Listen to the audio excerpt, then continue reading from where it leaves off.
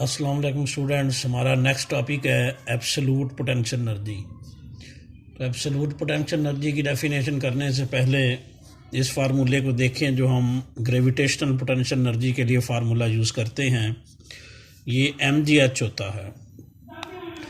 ये basically work done होता है जो बॉडी को h हाइट तक ले जाने में करना पड़ता है, क्योंकि mg असल में फोर्स ऑफ ग्रेविटी है और h जो है वो डिस्टेंस है। फोर्स इंटू डिस्टेंस जो है वो किसके इक्वल हो जाएगा, वर्क के। तो आम जो ग्रेविटेशनल पोटेंशियल एनर्जी है ये वो वर्क होता है जो बॉडी को h हाइट तक ले जाने में करना पड़ता है।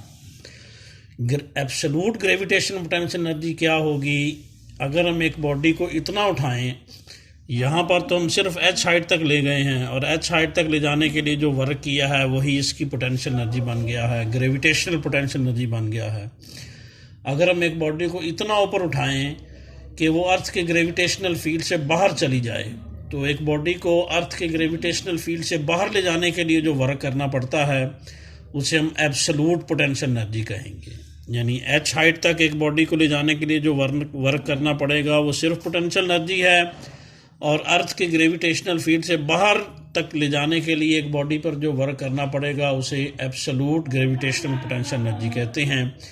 इसकी डेफिनेशन आपकी बुक में लिखी हुई है। Work done by the gravitational force in displacing the object from that position to infinity वो where the force of gravity become zero. Absolute potential energy at a certain point in the earth's gravitational field is defined as the work done by the gravitational force in displacing the object from that position to infinity where the force of gravity becomes zero। यानी absolute potential energy वो work done है जो एक body को infinite distance तक ले जाने में करना पड़ता है, और इन्फिनिटी वो फासला है जहाँ पे फोर्स ऑफ ग्रेविटी ज़ीरो हो जाती है। यानी यूँ कह लें, इन्फिनिटी का मतलब लामहदूद होता है। यानी यूँ कह लें जैसे पहले बताया कि एक बॉडी को अर्थ की ग्रेविटेशनल फील्ड से बाहर ले जाने के लिए जो वर्क करना पड़ेगा उसे हम एब्सोल्यूट पोटेंशियल एनर्जी कहेंगे। फ़र्ज़ करें ये अर्थ है और यहाँ तक इसका ग्रेविटेशनल फील्ड है, तो एक बॉडी को किसी पॉइंट से उठाएं और इतना ऊपर ले जाएं कि वो अर्थ के ग्रेविटेशनल फील्ड से इस तरह बाहर निकल जाए, तो अर्थ के ग्रेविटेशनल फील्ड से आज़ाद करवाने के लिए, अर्थ के ग्रेविटेशनल फील्ड से बाहर ले जाने के लिए हमें जो वर्क करना पड़ेगा वो बॉडी की एब्सोल्यूट पोटेंशियल एनर्जी बनेगा।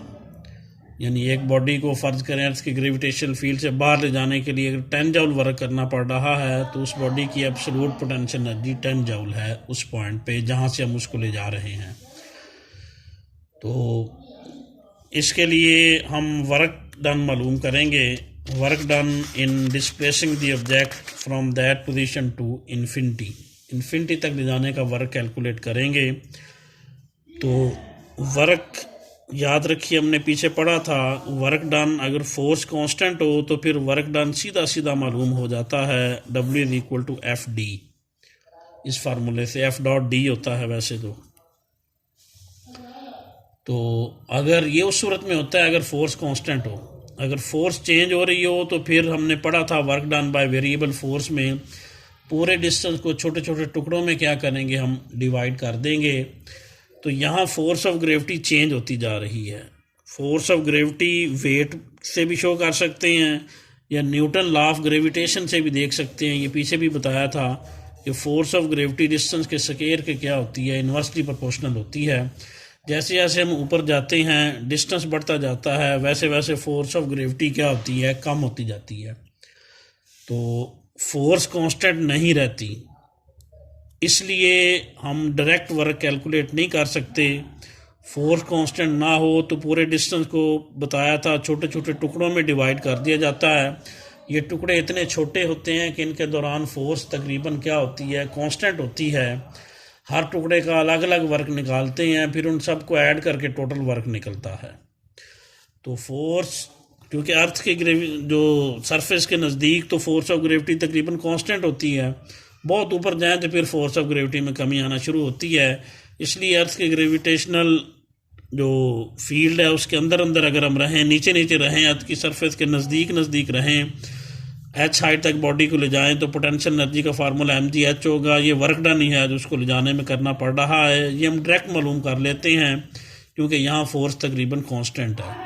लेकिन अगर हम एक बॉडी को इतना ऊपर उठाएं कि वो अर्थ के ग्रेविटेशनल फील्ड से बाहर चली जाए तो वहाँ तक ले जाने के लिए जो वर्क है वो हमने मालूम करना है, वही एब्सोल्यूट पोटेंशियल एनर्जी है। उस वर्क को कैलकुलेट करने के लिए हमने देखा फोर्स ऑफ ग्रेविटी कांस्टेंट नहीं है। जैसे जैसे हम ऊपर जाएंगे डिस्टेंस बढ़ता जाएगा और फोर्स ऑफ ग्रेविटी कम होती जाएगी। इसलिए जो है वो पूरे डिस्टेंस को हम छोटे छोटे टुकड़ों में डिवाइड कर देंगे, जैसे work done by variable force में पढ़ा था। क्योंकि यहाँ भी फोर्स ऊपर जाते हुए कम हो रही है, चेंज हो रही है, वेरिएबल है, इसलिए जैसे पीछे हमने पढ़ा था कि work done by variable force में पूरे डिस्टेंस को छोटे छोटे टुकड़ों में डिवाइड कर देते हैं और हर टुकड़े इतने छोटे होते हैं कि इनके दौरान फोर्स तकरीबन जो है वो कांस्टेंट होती है। तो हम ये वर्क मालूम करना स्टार्ट करते हैं। ये फ़र्ज़ करें अर्थ है और बॉडी यहाँ पे है, इस लेवल पे है, यहाँ से हमने इसको उठाना है। फ़र्ज़ करें यहाँ तक अर्थ का ग्रेविटेशनल फील्ड है, इसे बाहर ले जाना है। तो यहाँ से यहाँ तक हम ले जाएंगे इसे। फोर्स चूँकि कांस्टेंट नहीं है, ऊपर जाते हुए कम हो रही है, इसलिए पूरे डिस्टेंस को हम छोटे छोटे टुकड़ों में क्या करेंगे, डिवाइड कर देंगे। ये टुकड़े इतने छोटे होंगे कि इनके दौरान फोर्स तकरीबन कांस्टेंट होगी। जैसे ये पहला टुकड़ा है, ये दूसरा है, ये तीसरा है। जैसे ऊपर जाते हुए बताया था पीछे कि जो फोर्स ऑफ ग्रेविटी कम होती है लेकिन एक छत से दूसरी छत तक चले जाएं, ये छोटा सा फासला है, इतने से फासले में फोर्स ऑफ ग्रेविटी में कोई खातर खा चेंज नहीं आती। तो ये सेंटर ऑफ अर्थ है। ये पॉइंट नंबर इसको 1 कह दें, इसको 2 कह दें, इसको 3 कह दें, इसको छोटे छोटे टुकड़ों में हम डिवाइड कर देंगे, इसको 4 कह दें। ये यहाँ तक हमने जाना है, ये आखिरी टुकड़ा n होगा और उससे पहले वाला जो है वो क्या होगा, फिर n-1 होगा। यानी अगर ये 20 है तो ये 19वां होगा, ये 30 है तो ये 29वां होगा, एक कम होगा उससे। तो पूरे डिस्टेंस को छोटे छोटे टुकड़ों में हमने डिवाइड कर दिया। हर टुकड़े का अलग अलग वर्क निकालेंगे, फिर उन सब को आपस में ऐड करके टोटल वर्क निकलेगा। तो पॉइंट 1 का अर्थ के सेंटर से डिस्टेंस जो है वो r1 है। पॉइंट 2 का इस तरह अर्थ के सेंटर से डिस्टेंस जो है वो क्या है, r2 है। और इनके दरमियान वाला डिस्टेंस जो है ये वाला, ये डिस्टेंस जो है वो डेल्टा r है। इन दोनों टुकड़ों के दरमियान वाला फासला डेल्टा r है।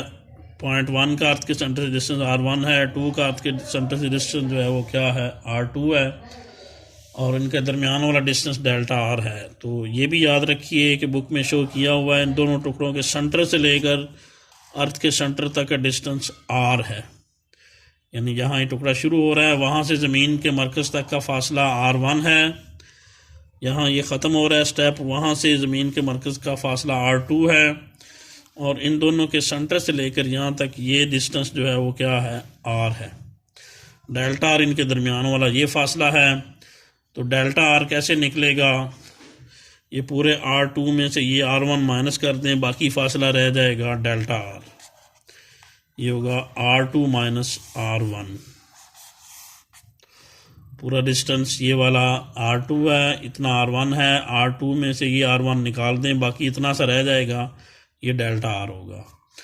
तो स्टूडेंट ये भी याद रखिए कि फ़र्ज़ करें ज़मीन के मरकज़ से लेकर यहाँ तक का डिस्टेंस अगर 10 किलोमीटर हो और यहाँ से यहाँ तक का डिस्टेंस 12 किलोमीटर हो, तो ज़मीन के मरकज़ से लेकर इनके सेंटर तक का डिस्टेंस कितना होगा, फिर 11 होगा। क्योंकि इतना तक का डिस्टेंस 10 है, यहाँ तक का 12 है, तो दरमियान से लेकर ज़मीन के मरकज़ का फासला ये क्या होगा, फिर 11 होगा। फ़र्जी एग्जांपल है, कोई भी हो सकता है। तो 11 कैसे निकलता है, 10 और 12 को ऐड करें और 2 से क्या करें, डिवाइड कर दें। वैसे ही ये दरमियान वाला फासला r है, ये r कैसे निकलेगा, पहले वाला फासला r1 है जो फ़र्ज़ किया 10 था, ज़मीन के मरकज़ से लेकर पॉइंट 2 तक का डिस्टेंस r2 है, जैसे उसको हमने 12 किलोमीटर फ़र्ज़ कर लिया था। इन दोनों को ऐड किया और 2 से क्या किया, डिवाइड कर दिया, तो ये r का फार्मूला बनेगा। r होगा r1 plus r2 divided by क्या होगा, 2 आएगा। इस फार्मूले से हम आर कैलकुलेट कर सकते हैं। R the distance of centre of this step, R the distance from centre of this step to the centre of earth, यानी इन दोनों टुकड़ों के सेंटर से लेकर अर्थ के सेंटर तक का डिस्टेंस आर है।